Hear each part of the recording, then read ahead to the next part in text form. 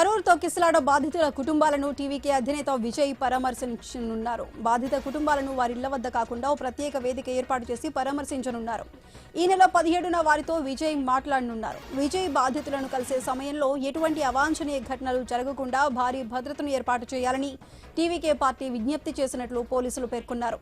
అందుకు అనుగుణంగా తగిన ఏర్పాట్లు చేస్తున్నట్లు చెప్పారు. ఈ కార్యక్రమానికి పరిమిత సంఖ్యలో మాత్రమే మీడియాను అనుమతిస్తామని తెలిపారు. తిరుచి విమానాశ్రయం నుంచి కరూర్లోని సమావేశ వేదిక వద్దకు విజయ్ చేరుకునే వరకు దారిలో ఎక్కడా జనం గుమిగూడకుండా విమానాశ్రయ ట్రాఫిక్ అధికారుల సమన్వయంతో చర్యలు తీసుకుంటున్నట్లు పోలీసులు వెల్లడించారు. కరూర్లోని వేదిక నుంచి 1 కిలోమీటర్ మేర ప్రజలెవరూ రాకుండా చర్యలు తీసుకోవాలని పార్టీ వర్గాలు కోరినట్లు తెలిపారు. కేవలం బాధిత కుటుంబ సభ్యులకు మాత్రమే వేదిక వద్దకు ప్రవేశం ఉంటుందని పేర్కొన్నారు.